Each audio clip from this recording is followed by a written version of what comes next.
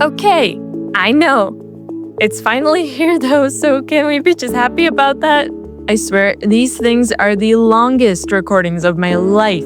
Small warning before we get into year 3, the art style has changed a bit since my last 2 episodes, so I hope you don't mind it too much. And with that, on to year 3 of Maple Clan. Starting off in Star Clan with our boy, Wasp Whisker. Sadly, there is not much to say about him here because he died right as I skipped to Moon 2, so I'm going to try and fill his space as much as I can. Sometime at the beginning, he was apparently cleaning up after Scorchbuzz, who I'm guessing left some sort of mess in the clearing. And that is the extent of what he managed to do this year. One day, he was woken up early for one of Maple Star's ridiculous extra training sessions, and after he was taking a stroll outside the camp to stretch his legs. That is when he got attacked by a fox, and as much as he put up a fight, he didn't make it. From the information I got, it seems that Maple Star was the last cat he talked to. I am sad to see him go because I was hoping he would get a bit more of an arc, but at least he gets to relax now and watch over his clan from above. And unfortunately, we ended up with at least one more cat in Star Clan. Next up, sadly, we have Flutter Dart, although thankfully she was the last cat to pass this year.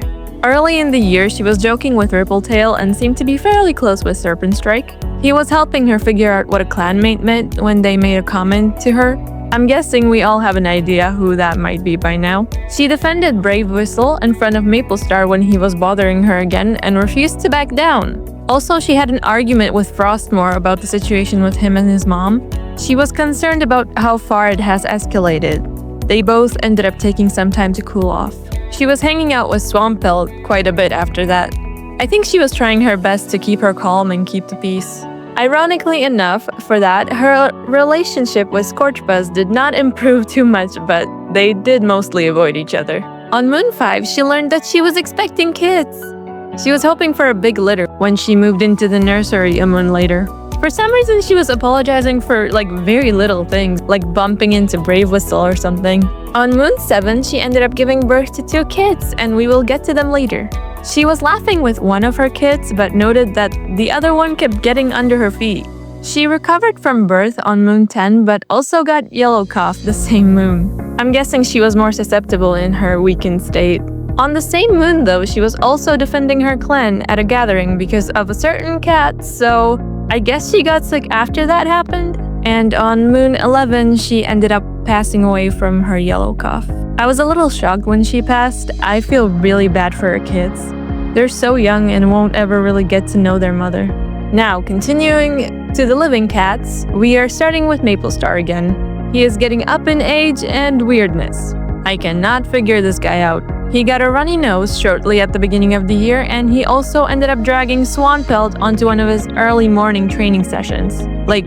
Why you need to drag an elderly mediator to train at dawn, I will never know. He kept sneaking into Dandelion Mask's nest throughout the year, which is understandable.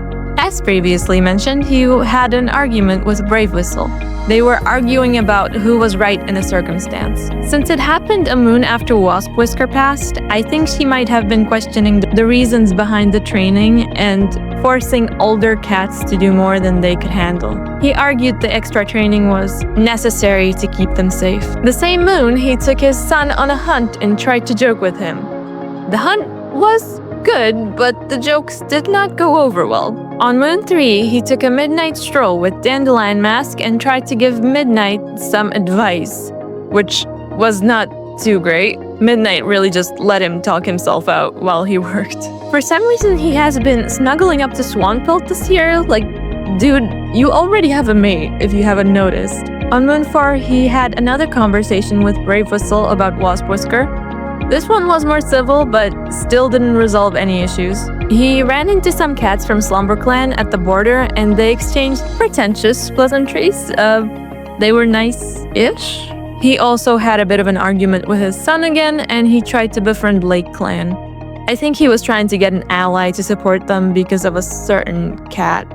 And naturally, for Maple Star, he was mean to another child again. For some reason, a lot of cats seem to be showing a lot of favoritism to one of Flutter Dart's kids while dismissing the other. He play fought with one and lashed out at the other. At the end of the year, he also touched noses with a loner named Flail, so I don't know what that was about. He was a 119-moon-old Tom, so do with that information what you will. For now, of course.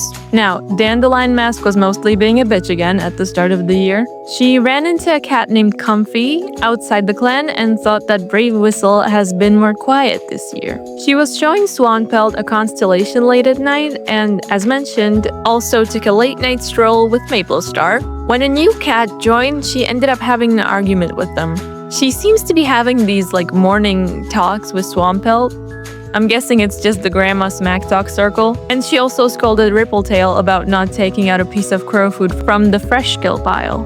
She was talking to Scorchbuzz for a few hours, and I got a prompt saying she was bestowing wisdom on the more neglected kid, so I'm scared about what that means.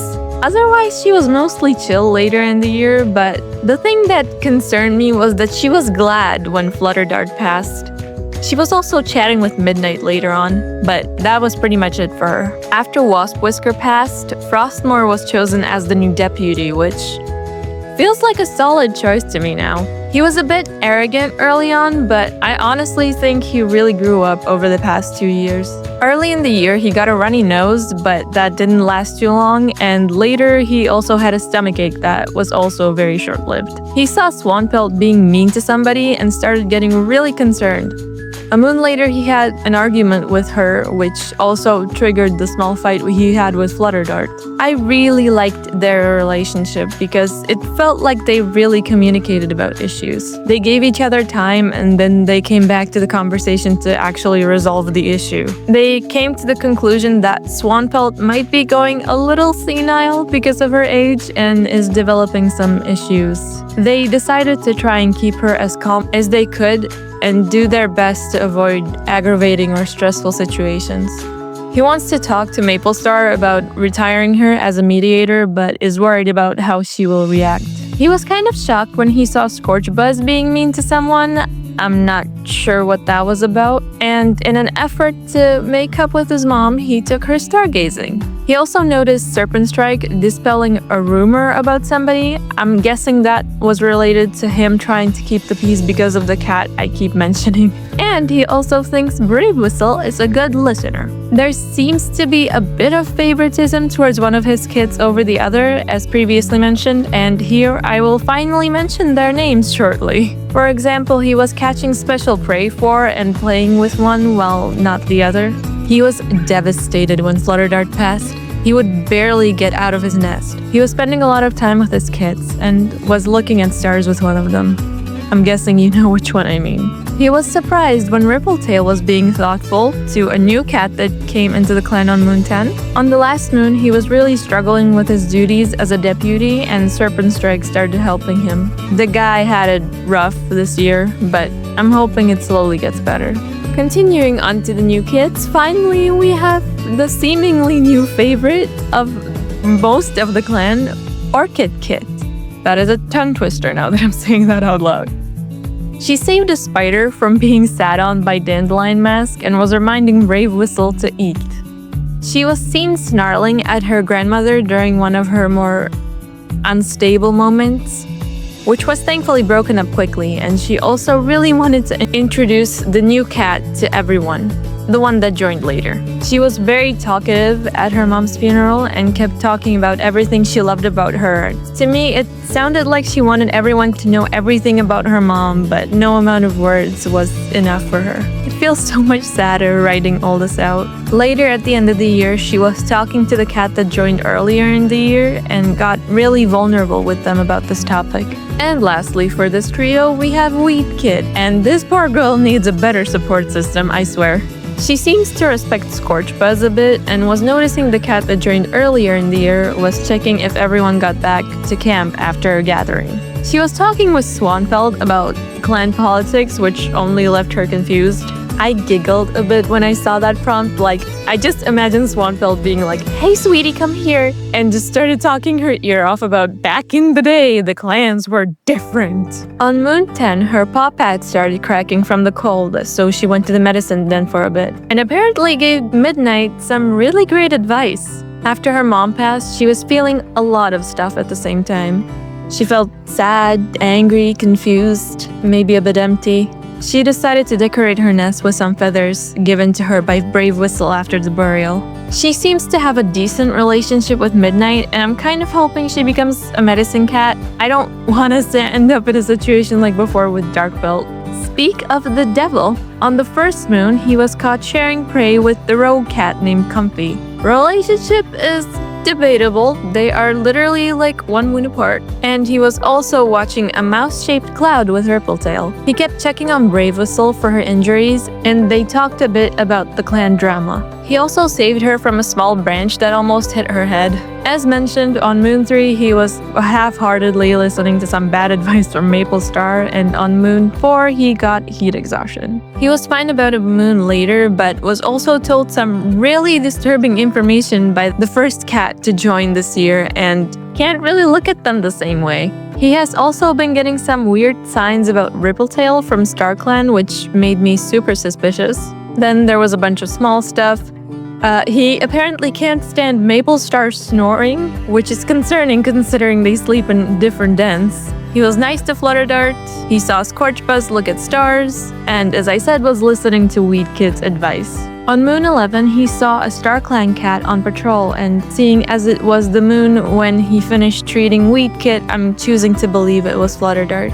At the end of the year, he was checking on Swanfeld as the medicine cat. Obviously, he was keeping tabs on her behavior, and when she snapped at him during an examination, he kind of laid into her. He did his best to stay calm, but he was getting really frustrated with the way she's been behaving towards her son and grandkids. He seems to care about the little ones, and even if he understands she is not fully to blame, he couldn't really hold his tongue. Now moving on to her, actually. She was mourning Waspwhisker early in the year and seemed to be talking to Flutterdart a bit. She had that argument with Frostmourne. She was mostly just insulting him, and I got a prompt saying she wishes she were younger. On Moon 3, she was trying to comfort Brave Whistle, but was kind of awkwardly dismissed. She eventually got over her grief, and on the same moon, she brought the first cat into the clan. She was really friendly with them. She was slowly starting to think she might be a little too harsh on Frostmourne, finally. And I think she was also a bit conflicted because she wasn't really sure why she acted the way she did. She was also trying to mediate between Scorchbuzz and Flutterdart, but didn't really get too far, obviously. Now on Moon 6, we start what I like to call the delusional era. It was the first time she confessed to Maple Star and was rejected. She felt safer on Flutterdart and was watching a star-shaped cloud with her son. On Moon 7, she confessed again and was rejected again. And it really is starting to feel very concerning, especially since she kept having her morning smack talk sessions with Dandelion Mask. She also saw Scorchbuzz being gentle with a bug. On Moon 8, she got rejected again and kept getting dry nettles stuck in her fur. She was feeling awkward around her grandkids and talking to Maple Star about old love stories, which is weird. By Moon 9, I think she laid off a bit. She heard Frostmourne complaining about her and later was trying to reach out to him after Flutterdart passed. Not sure how much success that had. She didn't realize when Maple Star was flirting with her at one point. I honestly don't have words for him anymore. She was watching the stars when she saw her son and granddaughter doing the same a bit away, namely Orchid Kit. On the last moon, she was offended by Midnight, but is trying to be more mindful to her son. Next up, we have Rippletail, who was being a bit of a menace last year, so I was slightly concerned, but thankfully no murders occurred. He seemed to be spending a lot of time with Midnight and Flutterdart in particular. He was watching the cloud with Midnight and later got a cut on his paw while helping him. And poor Flutterdart couldn't get a break from him. He was listening in on her conversations, making plans to try and get her to join him, trying to charm her with compliments, and just overall reading way too far into her kindness. He was surprised when Serpent Strike brought him his favorite prey and was weirdly condescending towards him later in the year. He was gathering some flowers next to Brave Whistle, and somehow they got their pelts stuck together by some sap he accidentally backed into. So they ended up bringing the flowers to Wasp Whisker's grave together before getting someone to separate them. After Flutterdart passed, he started hanging around the kits a bit more, which I'm keeping an eye on. And lastly, he brought the second cat into the clan. And we are actually moving directly onto her now. Her name is Brian. I know, I love her name too. She joined at Moon 10 as a loner. She didn't really want to be out there on her own anymore. She chased off a very young kitty pet named Zenith, who was about 7 moons at the time. And she thinks Orchid Kid is creative. There is not much more to her since she joined so late. She didn't really have the opportunity to do anything, but I am curious about the young cat she chased off, and if they have any connection. Sorry that this was probably a very fast one. Next up, we have the other new cat. This one is the one that joined earlier in the year on Moon 4. Her name is Stagfern. I have already spoiled a little that this girl brought some drama into the clan, and that is because she used to be a leader of another clan. She ended up resigning her 9 lives and left to ask Maple Clan for sanctuary. Naturally, this caused some discourse, her being the reason Flutterdart was defending her clan at the gathering, and Dandelion Mask was giving her very dirty looks. Stagfern, that is. Because of that interaction Maple Star had with them earlier, I decided she was most likely Slumber Clan's leader. Also, this made me laugh. The first thing she did when she got into camp was start giving bad advice to the medicine cat, aka Midnight. Poor guy.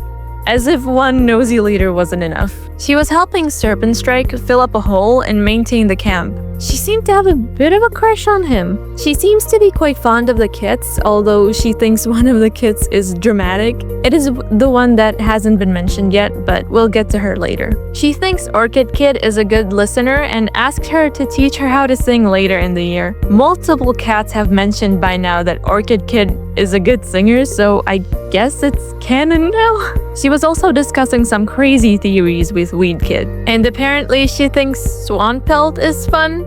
Whatever that means. On Moon 7, she was hit by a car and got some pretty bad head damage. Frostmore and Rippletail were there with her, so they brought her back to camp. Also, she was apparently at the gathering where the argument over her situation was being discussed while injured, and I'm not sure if that was her or Maple Star's idea, but safe to say the clans are not happy about the situation. She was defending Maple Clan. She said her choice to give up leadership was for the good of her clan. She felt unsure and like she wasn't ready to lead, and she thought someone else could fit the role better. No alignments have changed, but tensions are definitely high. On Moon 12, she healed from her head damage, and I am shocked she wasn't even left with a scratch. She was waving off Midnight when he was asking her if she really felt fine, and at the end of the year, she was looking at Brave Whistle and Serpent Strike and thinking her dream with him might not come true. I hope she doesn't do anything bad. Speaking of Serpent Strike, I'm getting so good at these transitions, huh? He was honestly such a sweetheart this year. Early in the year, he was mulling something over with Flutterdart and helping Brave Whistle get used to training again. He seems to be fairly close with Flutterdart. He thought she was a good listener. On Moon 2, he was watching drama unfold with Brave Whistle and was spending a lot of time bringing older cats medicine for headaches, namely Maple Star and Swanpelt. He got heat exhaustion for a moon, but it didn't really affect him too much. On Moon 4, he welcomed Stagfern with some feathers, which might be part of the reason why she was starting to get more attached to him from the start. While on a patrol, he found a golden cat with Brave Whistle, and they spent some time coming up with stories and theories about what it might be and how it got there. He got stuck in a tree with Scorchbuzz, and they had a long conversation. They realized they apparently have a lot in common. On Moon 8, he and Brave Whistle were taking a stroll on the beach when she asked him if he wanted to be mates, and he said yes. They are so cute, they're so into each other. 2 moons later, they found a kit they ended up adopting and named her Cloud Kit. And at the end of the year, he was really just taking care of Brave Whistle because she got injured. Moving on to her, she had a discussion with Frostmore, and even when she disagreed with his opinion, she respected it. She was actually hanging with Scorchbuzz a lot this year too. She felt safe with him. I'm guessing because he did get her help during the dog situation. She also gave him a sprig of catmint as thank you, and they chased off a rogue together. She has like a tiny crush on him. This whole year really felt like she was deciding who to lean towards. She was spending time with Serpentstrike and had that argument with Maplestar about him not caring enough. She feels Wasp Whisker's death was unnecessary, and she was also feeling really weird being soothed by Swanbelt. When Stagfern joined, she was asking her if she needed help introducing her to her new clanmates. On Moon 5, she was asking Serpentstrike how to ask someone out, at which point, I think he was starting to get an idea about how she felt and might have blushed a little bit when she asked. She was rolling her eyes at Frostmore when he was telling fantastical stories and was a little confused when Flutterdart was apologizing for him later. Obviously, she ultimately decided on Serpentstrike and seems to be really happy with him. After a patrol, she promised to cover for Frostmore for something apparently embarrassing. At the end of the heated gathering, she was making sure everyone got back safe. That is also when they found Cloudkit, since her and Serpentstrike were at the tail end of the group and heard the mewling. On Moon 11, she got frostbitten, which is why she is currently in the medicine den. She was really proud when she saw Cloudkit being generous and was soothing Wheatkit during a scary storm. As for Cloudkit, once again, there is not too much to say. She is a baby and has only been around for like 3 moons. She seems to be a bit attached to Midnight, constantly trying to walk around the medicine den. She was watching drama in camp with him and was bringing flowers to him. She was annoyed when she got scolded for doing something Midnight got praised for, which is adorable. She seems to not like Maplestar too much, which I'm guessing is kind of Brave Whistle's influence. Or she just doesn't like his vibes, I don't know. But that's pretty much it for her. And lastly, we are back with our flashlight boy, Scorchbuzz. He is starting to slowly warm up to Dandelion Mask, but is still unsure about her. He got a cut while helping Midnight, and a moon later he went on that hunting trip with his dad, but was constantly cringing at his jokes. He also welcomed Stagfern with some feathers and was hanging out with Brave Whistle a lot. He had an amicable discussion with his dad. I guess it's better than nothing. It really sucks that Darkpelt can't be here. He was entertaining the clan with stories about a singing shell and then had that conversation with Serpentstrike. He honestly didn't really do much after that. He hung out with Rippletail a bit, was giving Brian tips on building a nest, and was asking Wheatkit silly questions to entertain her. He still has a crush on Brave Whistle and honestly on Serpentstrike too a little bit, so that's a bit awkward. But otherwise he seems to be doing okay. Okay, wow, that was a lot. Year 3 is definitely stirring up some drama, and I'm really worried about Frostmore and the kits. He really became deputy at the worst possible time. Stagfern's situation could cause some problems in the future, and not everyone in the clan is too keen on defending her. Serpentstrike and Brave Whistle are super cute, and they make me like stupid happy, and I honestly can't wait to see all the kids grow up. So, if you also want to see Orchid, Weed, and Cloudkit all grown up, please like, comment, share, subscribe, or all of the above. It will take some time again, but I am getting pretty attached to these guys, and even I am curious where they will go. And with that, bring your keys, pepper spray, or what have you, and make sure to not walk alone at night. Sweet dreams, honeybeans!